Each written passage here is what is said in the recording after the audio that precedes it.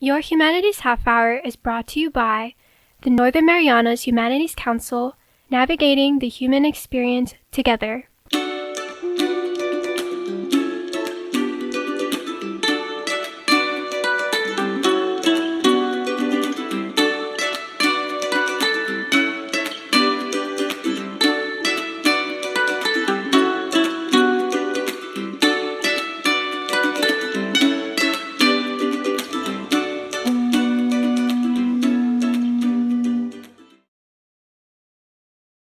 Hafide Terro, and welcome to Your Humanities Half Hour. I'm Catherine Perry, and today we're going to be learning about a serene spot here in Saipan that's quite popular with both locals and residents to visit, and the family that is responsible for it.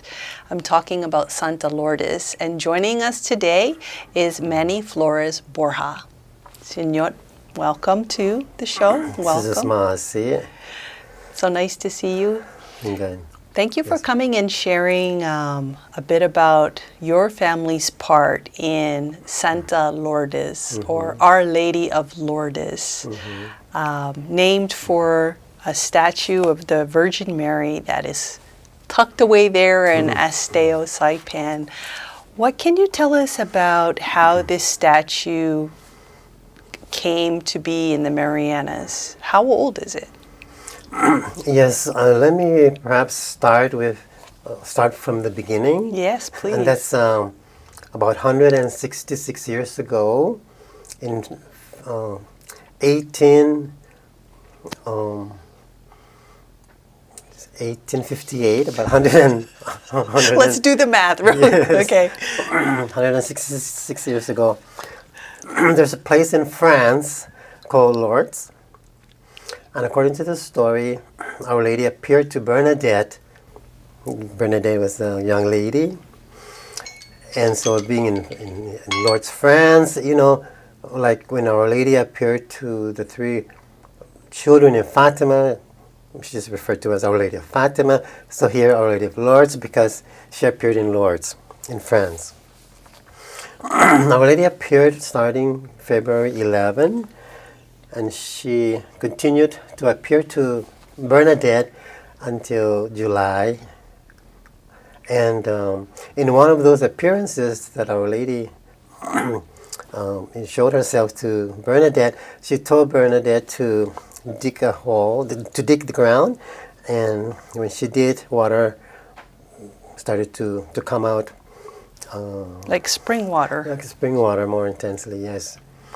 And so there's this setting of the grotto and the water. And and so in terms of Our Lady of Lourdes, you know, in the Marianas, we have shrines to Our Lady of Lourdes on Guam, Rota, Tinian, Saipan. And on Saipan, the particular statue there at Our Lady of Lourdes came from Japan between 1920 and 1930. We're not sure whether the statue was made in Japan or was made someplace else, but it was brought to Saipan from Japan by a family and donated the statue to the church. Like a Japanese family? No, a local family. Okay. Yes. Because there was some travel back in those days between Japan and the Marianas. Sometimes our people would go there, and of course a lot of their people came here, so. Yes. Okay. Yes. And so during the Japanese time, the capital of Saipan was in Garpan, so the church in Garpan, and so they built a little like grotto-like thing, and they put the statue there on the compound of the church. But then after the war, after World War II, the church was demolished, and so they took the statues, including the Our Lady of Lourdes statue, to Chalancanoa, and they had a small chapel. The place was close to where the post office is now. And so at that time they were also building what is now the cathedral. And so in 1950, the the nuns that came here to Saipan were from Beris in Spain. The Mercedarian The nuns. Mercedarian missionaries of Beris. And Beris is in northern Spain, and Lourdes is in southern France. So it's just about like 2 hours some drive between Beris and Lourdes. And so the nuns there are aware of the Lourdes place. In fact, Mother Matrona, who came to Saipan, who founded the Mercedarian, visited Lourdes. And so in 1950, when the nuns were visiting people, on the island, and they saw the place that has the water and that has the grotto, suggested to the family to request the priest to have that statue that was from Garapan down to Chalancora to be brought there to the In Esteo. in Esteo. So in December of 1950, the statue was brought to Esteo. And in February of 1951 is the start of the novena of Our Lady of Lourdes on Saipan. And since then, every year we've had the novenas and fiesta and continuously. So we are going to have the 75th anniversary in about 2 years. Very good. What can you tell us about when the Santa Lourdes was in the church in Garapan during the war? I understand there was a little bit of a interesting story about the church was destroyed because of the bombing, correct? But this is one of the statues that survived? Yes, the statue was not inside the church in Garapan. It was outside, on a grotto, man-made place. Yes, so apparently it wasn't destroyed. Yes. For those that maybe haven't seen it, can you describe what the statue looks like? It's about this tall. About 3 feet? About 3 feet, yes. And that place in Esteo, though, through typhoons and all that, it never really damaged the place either. Yeah, and so the family has taken care of the shrine ever since. Yes. Tell us a little bit more about this natural grotto in Esteo where the shrine is now. When people, number one, Esteo is a very quiet, peaceful village. I'm not sure how many people you have living there, but when you pull into the village, what is it a person will see walking up? Yes.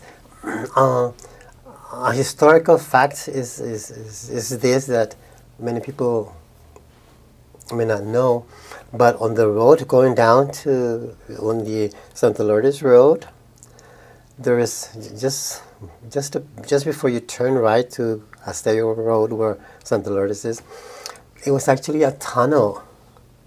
The rocks, was together, and it was a tunnel, so the road. The road itself, Santa Lourdes Road, was a tunnel, because when you drive through it now, you can see that there's rocks on both sides very close.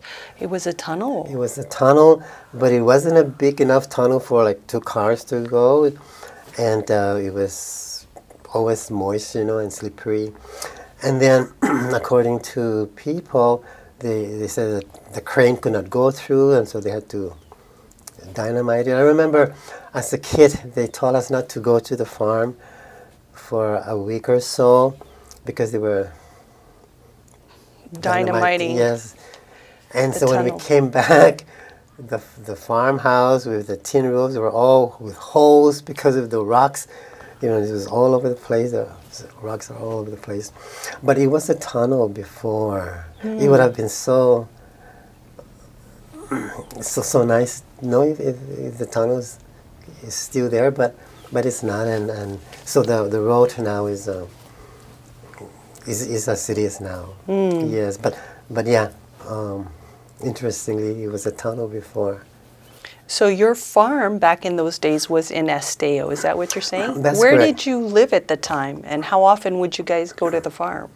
Yes, in those days, a lot of families they live in the village and then they have their farm. With us, we live in Susupi, and our farm is in Esteo. And my father would go every day to the farm, and we would go there on weekends.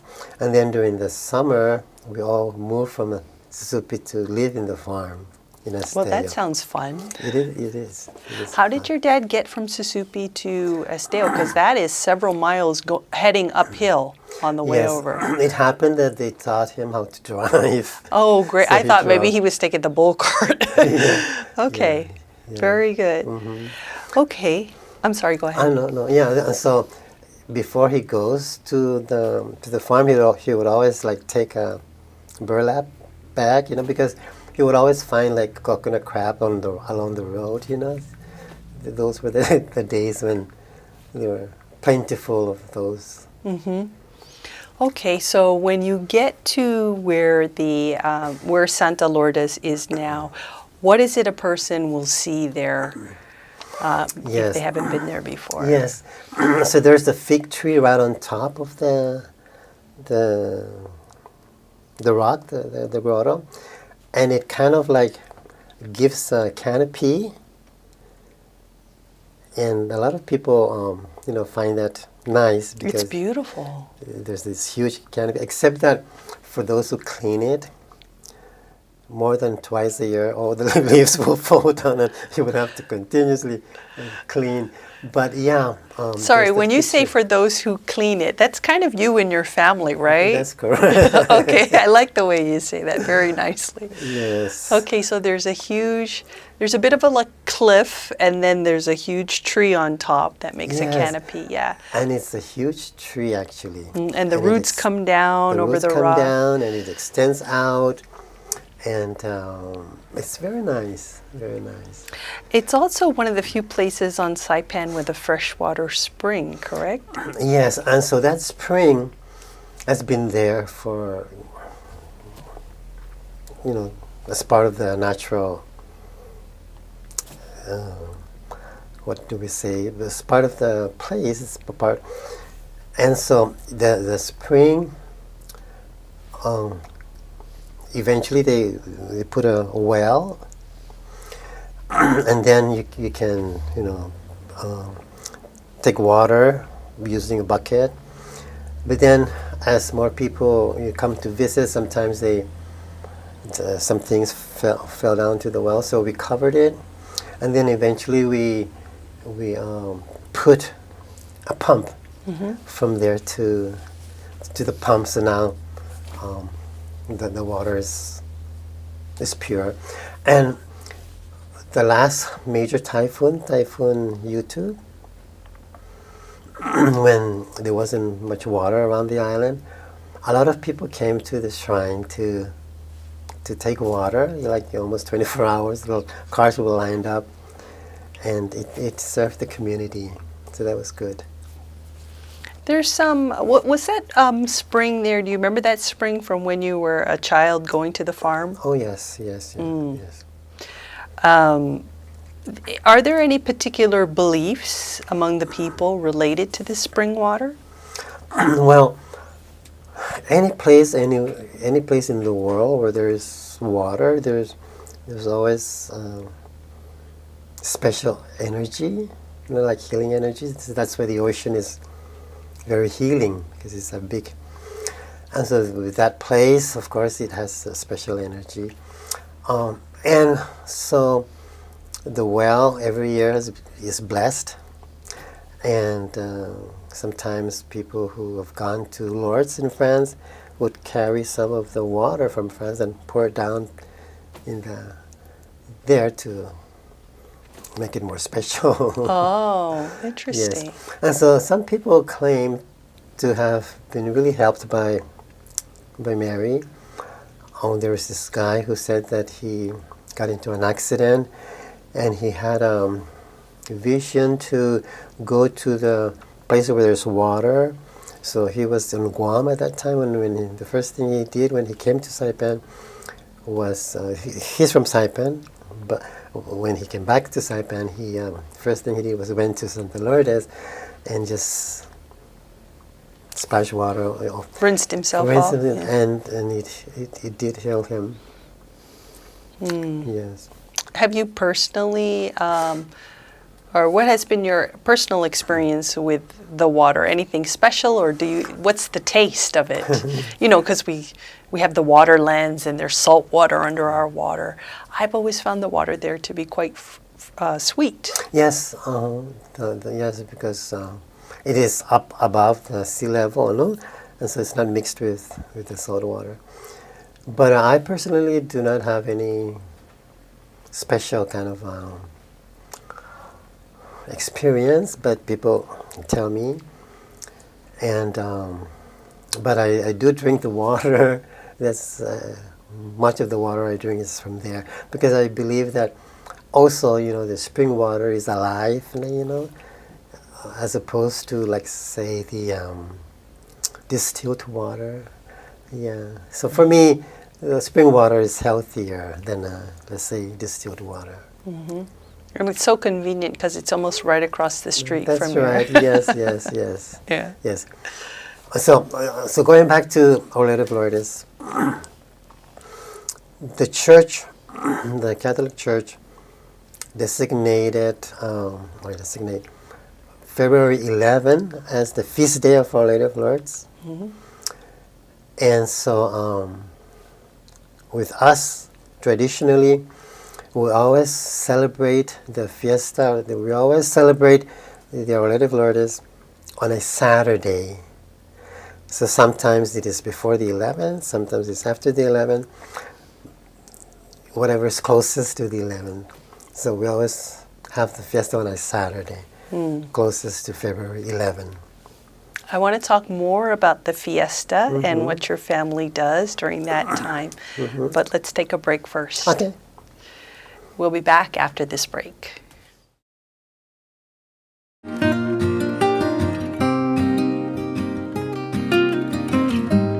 Hafaday, Zantiro. I'm Leo Pangilinan with the Northern Marianas Humanities Council. We'd like to take a moment to thank our generous sponsors who have made possible the many programs in our community like this show. We couldn't have done it without them. And if you value the work we do and would like to make a contribution to our efforts, we ask that you consider making an in-kind or cash contribution to the Northern Marianas Humanities Council.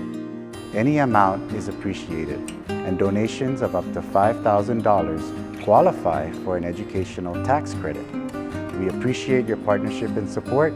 Si Zeus Maasi, Olomai, and thank you.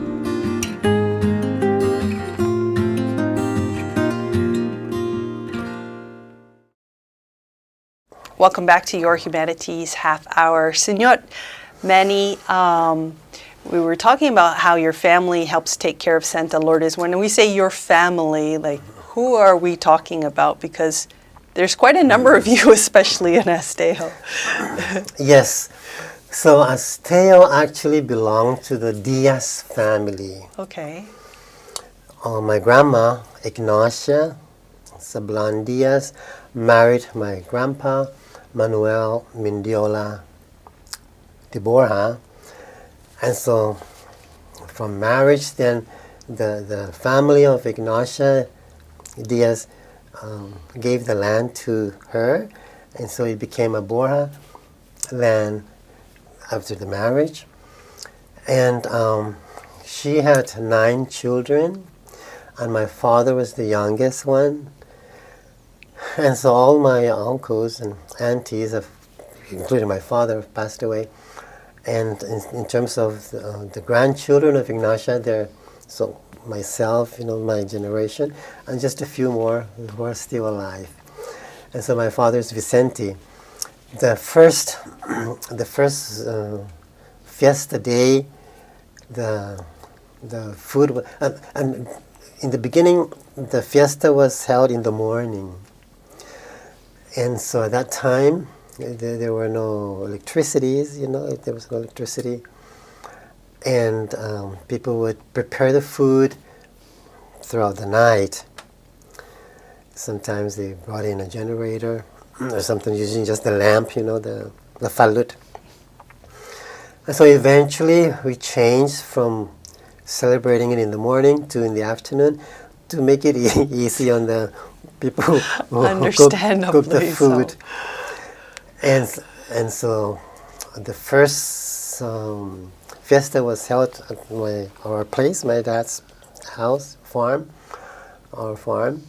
And then the second year, my uncle and my cousin, my uncle Ignacio and my cousin Bembar, offered to also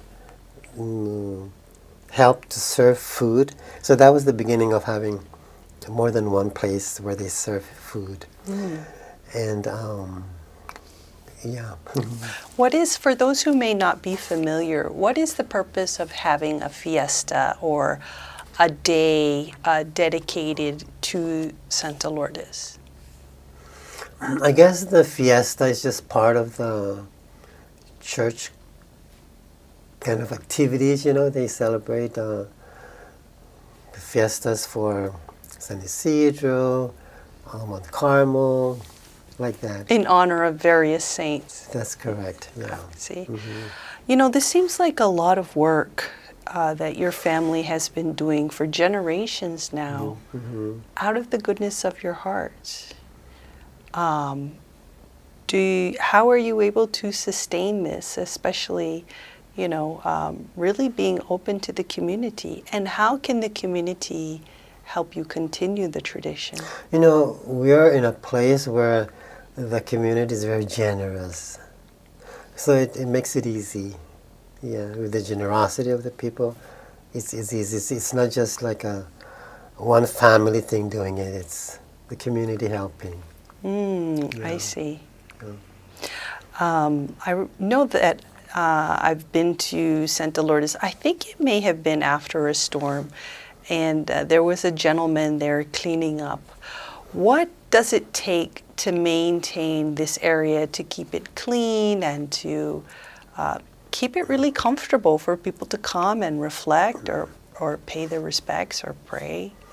What does it take? As I said, the fig tree there, more than once a year the leaves will all fall down because a new set of leaves would be there. That's what it takes to keep it just during those times when the leaves are all falling, to just sweep them away and clean the candles, the wax in the candle, and because people can come and light candles for prayers. And we put candles there for people to use today. Yes, but it's not that hard. Yeah. It looks so beautiful, though, for not being so hard. Yeah. I know, what is a proper way that a person can, as I mentioned, Santa Lourdes is a popular tourist spot. I know that there are tours that come in, even locals, we like to go in and visit. What is the proper way to show respect in a place like this? Yes, the place, the way I see it, is a really good place for prayer and meditation. You don't have to be of a particular faith to visit, not necessarily being a Catholic, but any faith that you have, just to go there and just to relax and meditate, just to be at peace. And so the proper way is to not be noisy when you're there, to give respect to people who are there, to be quiet. And that's one of the challenges we have with the tourists, because, we are all tourists at one time in our lives too when we go to other places.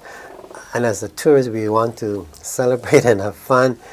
And so sometimes we forget, for those tourists who come there, forget that maybe people are praying, and so they can be a little bit loud. But eventually they're learning with the tour guides, to make them we want them to explain about the shrine before coming into the shrine, so that once they get in there, it will be quiet. Yeah. That's a nice compromise. Mm-hmm. Yeah. Are there any other interesting things about Esteo Village that you might be interested to share? Yes. We have the totut, the Mariana's fruit dove. I've seen that at Santa Lourdes. That's the only place I've seen a male tutut, Yes. brightly colored. Okay. And so we have those, and they almost every day make sound, hoo, hoo, hoo, hoo, hoo, hoo, hoo, hoo, like that. And then there's also the fakpi, the kind of like a tern-looking bird, but it has a long tail. It has a spot there where they nest, and if you're lucky, you may see them like in the afternoon flying off from the one of the holes in the rocks. And that's a very special thing to see, because fakpis are not that common. Is it white? It's white. It's white and has a long tail. Yes. And they say that they use the long tail to catch fish, as to bait fish as they Hover over the water? Or, yes, yeah. with the tail touching the fish, nipping on that, and then they would just grab the. Wow, okay. Yeah, and so there's a lot of birds. There's a lot of sali, So to hear birds, Santa Lourdes is a good place to hear them. This is very true. Yes. I know there's another popular sightseeing spot there. You go further into Esteo. It's known in Chamorro as Puntan Gloria, that part of the island. Some people call it Infinity Pool, but I always like to give respect to the indigenous name. Did you ever go down to that cliffside when you were a kid? No. Too busy working on the farm? Yes, very, very true. Yeah. Very true. We kind of like stayed at the farm when we were there, Yes. What kind of crops were you growing at that time? Oh, corn, tomatoes, melons and watermelons, and then we have those fruit trees, tangerines and crops, cucumber.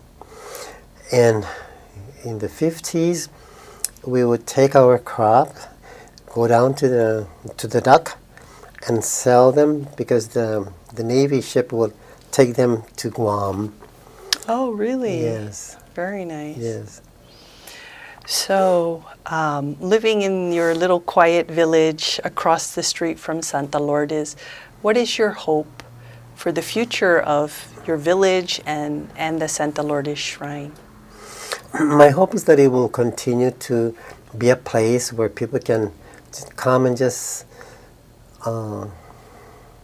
relax and be at the moment, to meditate, to take a break from the busy lifestyle that we all have.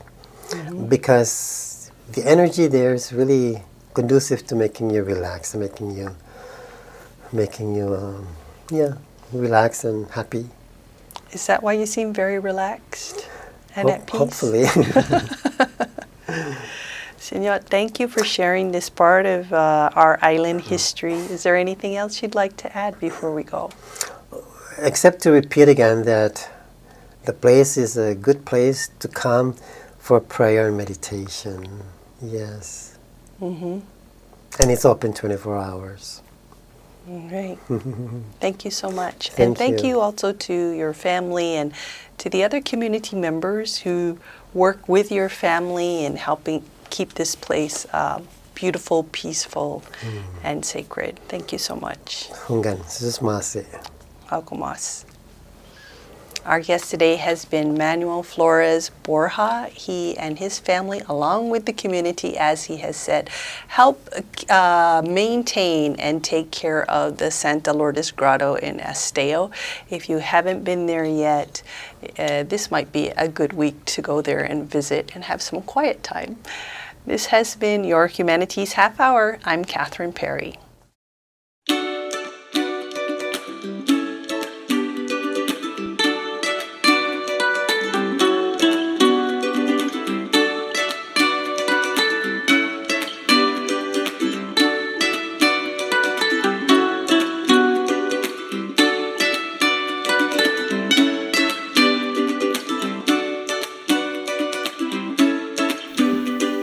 Your Humanities Half Hour has been made possible in part by a major grant from the National Endowment for the Humanities. Democracy demands wisdom. Any views, findings, conclusions, or recommendations expressed in this program do not necessarily represent those of the National Endowment for the Humanities.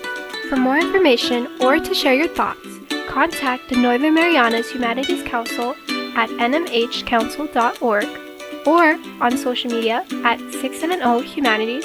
That's 670 Humanities.